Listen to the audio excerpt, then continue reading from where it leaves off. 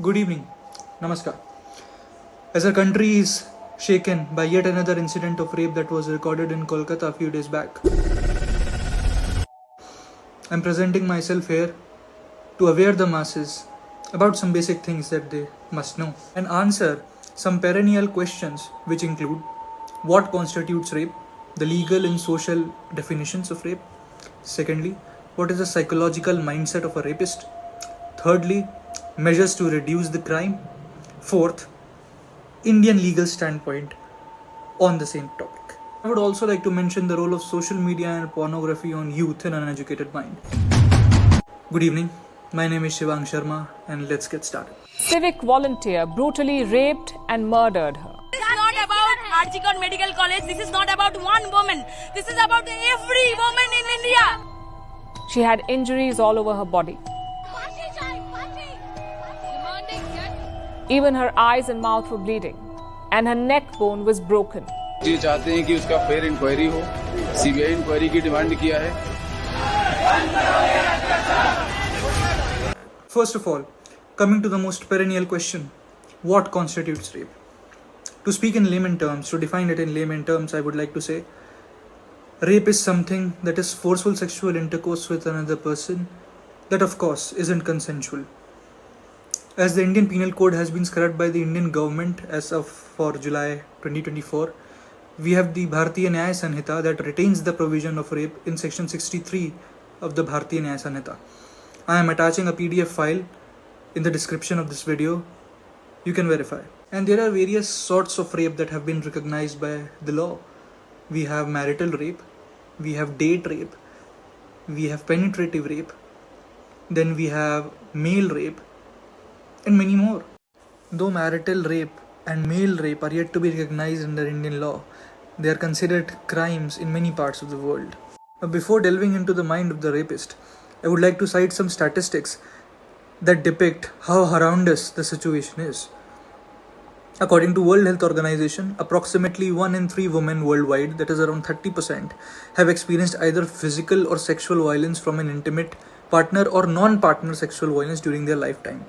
And this report was recorded or submitted in 2021.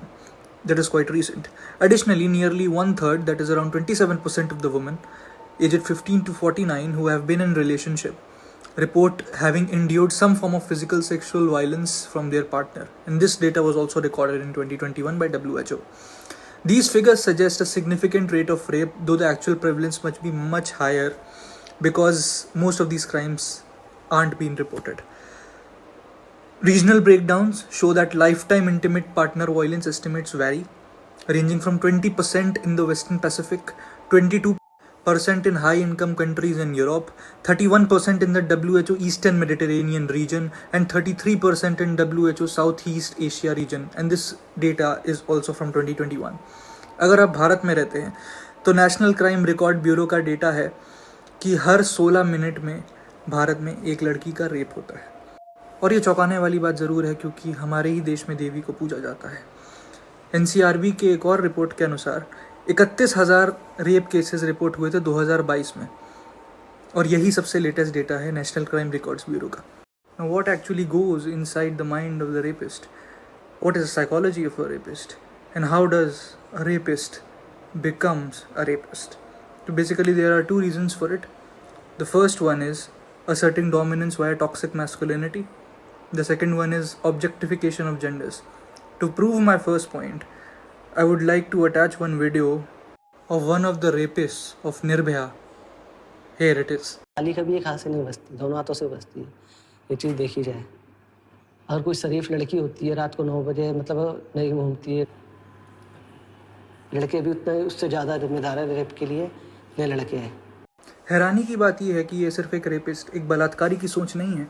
Quint ने एक documentary upload करी थी हरियाणा गांव की, जिसमें हरियाणा के ग्रामीण लोगों से पूछा गया था कि वो रेप के बारे में क्या सोचते हैं, और उन्होंने अपनी ये सोच साझा करी थी सबके सामने. कि 15 साल की लड़की हो जाए उसका बाद में बलात्कार नहीं किया जा. क्या कहता है फिर उनकी दोनों रजाबंदी. कहावत है कि एक हाथ से ताली नहीं बजती, दोनों बजते हैं जिस बजते से. यार यो से कहना मेरा लड़का लड़की गलती करे हैं तो लड़के को खाली भागीदार क्यों माना जाता है? लड़की को घर बिठा देते हैं, लड़के को जेल भेज देते हैं। हाँ, रेप के केसेस में भी लड़कियों की गलती होती है। लड़कियों की भी तो कुछ गलती होगी, जब तो रेप होया है। रेप के केस में टीचर्स कहते हैं कि इसमें लड़की भी गलती करते हैं। लड़कियां लड़कों को देख के स्माइल करती है तो वो अगले को ऐसे लगता है कि हमारी से आकर्षित हो रही है, इस वजह से रेप होता है। And that's not all. Professor Sherry Hamby, one of the most renowned professors of psychology from the US University of Tennessee, quoted, and I quote him, "Sexual assault is not about sexual gratification or sexual interest, but more about dominating people." So this is how toxic masculinity leads to asserting dominance, which ultimately leads to rape. Moving to the next aspect, the next psychological thing that goes into the mind of a rapist is objectification of genders. Many a times we have come across many cuss words which involves basically female members of the family, which includes mothers, sisters, and even grandmothers, be it maternal. Moreover, a rapist thinks that a woman is only meant to fulfill his lustful desires, that ultimately leads to the horrendous crime. And these rapists can be classified into many forms. Some of these include opportunistic rapist, one who seizes an opportunity and commits the crime; vindictive rapist, who feels some sort of aggression towards women because he had been rejected in the past or he had been done morally wrong in the past and tends to commit the crime. Rapists also tend to rape another woman in influence of alcohol. Moving further to another aspect of the video, which includes the role of pornographic sites and social media in catalyzing rape. It's 21st century, and of course we are surrounded by various social media platforms, be it Discord, be it Instagram, be it Tinder, be it Bumble. But these also catalyze rape in one way or the other. Let me take an example. For example, let's take Tinder, where people meet online and go on dates offline without completely knowing each other. And if you go to Instagram, there are thousands of group chats available where people tend to share things, where people tend to chat about everything. And now a new thing has crept in the minds of Gen Z specifically, of dating those e-girls present in the group chat. And when these e-girls meet their online boyfriends in real life, they end up getting raped too. So strict measures are to be put in place to regulate this. Even after the government of India has banned pornographic sites, children and even adults use third-party apps and VPN to watch pornographic material online. And this influences their mind because every other day you can see the news that a porn addict father raped his daughter, a porn addict boy raped his classmate. Aren't strict measures needed to stop this? I think so. I think so that they are required. The first and foremost step is to be taken by the judiciary by increasing the conviction rate. Again, I would like to cite one of the sources by NCRB, that is National Crimes Record Bureau. In 2022, it recorded that conviction rate of sexual crimes against women indicates 27.4% in cases of rape, 18.5% in cases of gang rape coupled with murder, and 20.1% in cases of attempt to commit rape.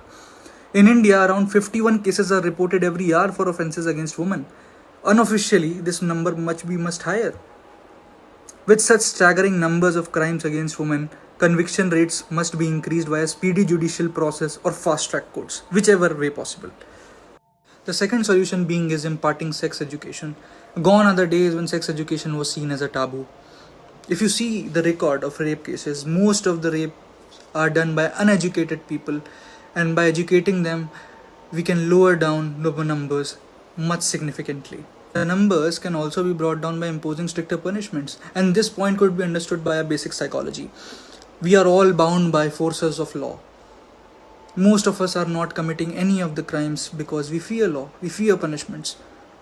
And that's why if we impose stricter punishments, rape numbers could be significantly brought down. Now I would like to conclude by saying rape is a hidden epidemic, and we all have to join hands to combat this problem, this heinous crime, and save our sisters until it's too late. After all, we are Vishwaguru. Jai Hind, Vande Mataram, be the change you wish to see in the world.